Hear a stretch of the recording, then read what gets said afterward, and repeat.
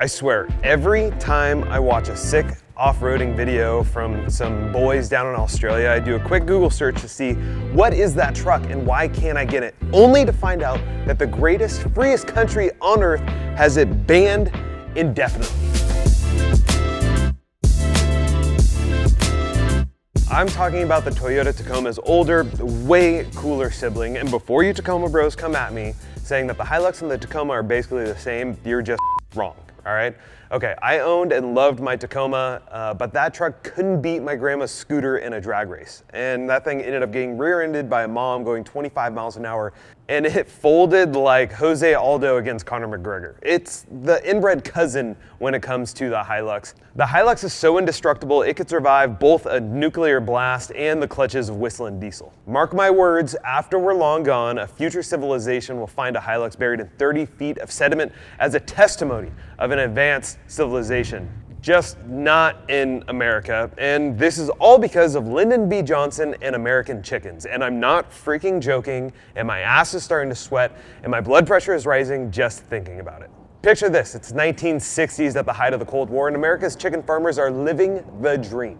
Thanks to advancements in poultry farming, they're producing chickens at record levels and lower prices. Understand that up to this time, chickens were a luxury food item. They basically have to eat the same food as their human counterparts versus grazing animals that turn grass into delicious ribeyes and pigs who literally turn trash into bacon by some miracle of God. Meanwhile, across the pond, Europeans are still paying a premium for their poultry. With the introduction of refrigeration, America started exporting chickens like fireworks on the 4th of July. You get a chicken, you get a chicken, you get a chicken. Enter Germany, France, and a few other European nations who, in an effort to protect their own farmers, levied a hefty tariff on importers of U.S. chicken. But America doesn't take this lying down. President Lyndon B. Johnson said, "Hold my beer," in a classic tit-for-tat move, retaliates with the chicken tax of 1964.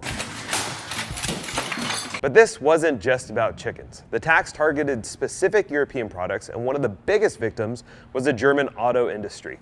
Light trucks like the Volkswagen Type 2 got hit with a whopping 25% import tariff. The result? European automakers were priced out of the US market, and American consumers were left with fewer choices. Now, the chicken tax, initially meant as a short-term retaliation, became a long-lasting policy that still affects the auto industry today. I'll never let go. I promise.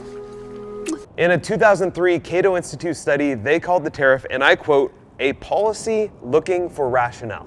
Why don't you explain this to me like I'm 5? The best part of the story is how auto manufacturers circumvented this with different loopholes known as tariff engineering. Now, Ford, for example, good old US of A company, was one of the main beneficiaries of the tax already, but they still evaded the import tariff by manufacturing first-generation Transit Connect light trucks for the US market in Turkey.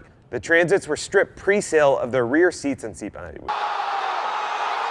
Now, before I blow a head gasket, I think we should get back to the Hilux and where this all fits in. So the Hilux originally hit the scene in the late 1960s, and right out of the gate, this thing established itself as the cockroach of pickup trucks. It would not die. Farmers loved it, off-roaders adored it, and rebels in remote corners of the world turned it into their personal war chariots. Now, I'm not saying that it's an official truck of questionable militias, but if you see a blurry photo of a pickup with a machine gun in the truck bed, 9 times out of 10 it's a Hilux. If you're familiar with an old episode of Top Gear, you know these things can be dropped, drowned, blown up, set on fire, and still start up like it's Monday morning at Starbucks. The Hilux is great at doing the things that we love in America. Crawling up mountains just to say we did it, hauling heavy things vast distances to make memories, and whatever the F this is.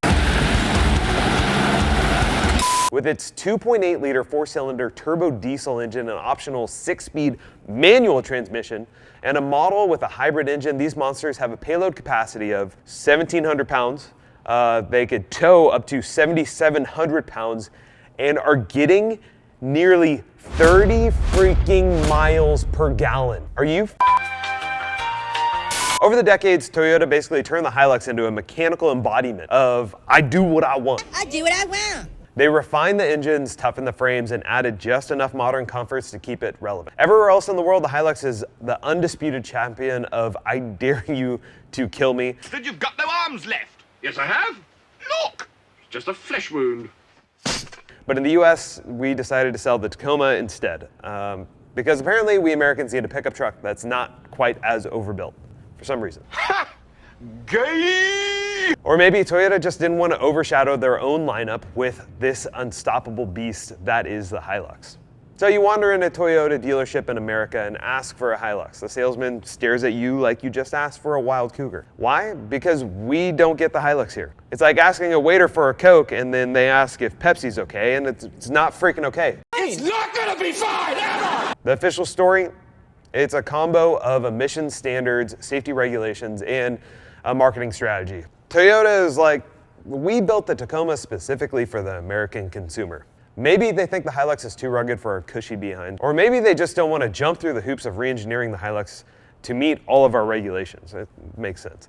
The bottom line, if you want a Hilux in America, you might as well ask for a unicorn that shoots laser beams out of its eyes, because that's the chance of you getting one here. Now, let's say Toyota suddenly woke up with a thought, let's give Americans the truck that they actually want. Ha! What would that involve? First, Toyota would have to make sure the Hilux meets all of our crash test standards, meaning side impact beams, advanced crumple zones, and probably enough airbags to fill a kid's bouncy house. Now, they need to tweak the engine to meet emissions standards. For some reason, we really don't like high efficiency, great miles per gallon, turbo diesel engines in this great country of ours. Or they could just try to pull a fast one like VW. Please disperse!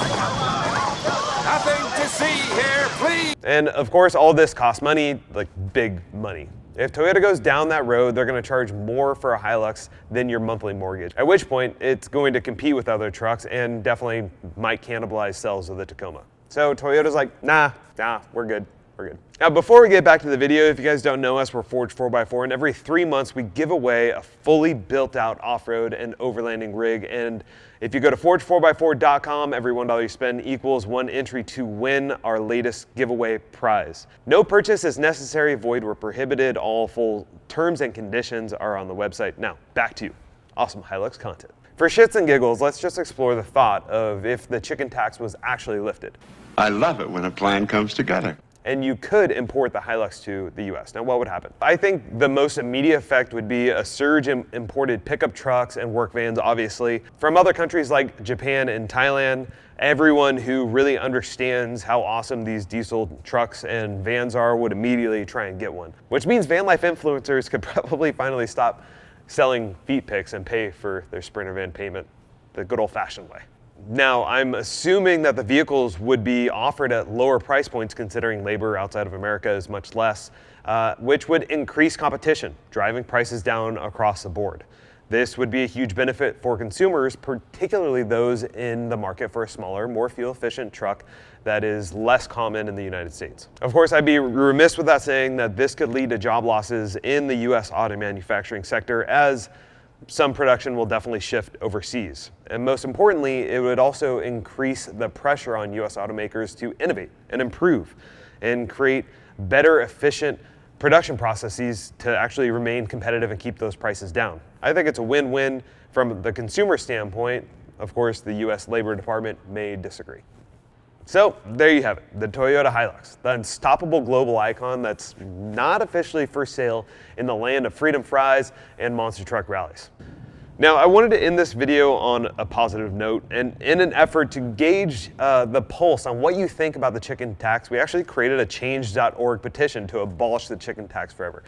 It's free to sign up. Click the link in the description below. And who knows, maybe one day we can actually own a 30 miles per gallon diesel quarter-ton truck in this great country of ours. Now, until next time, if you see a Hilux stateside, salute it, because that truck went through hell and back to get here.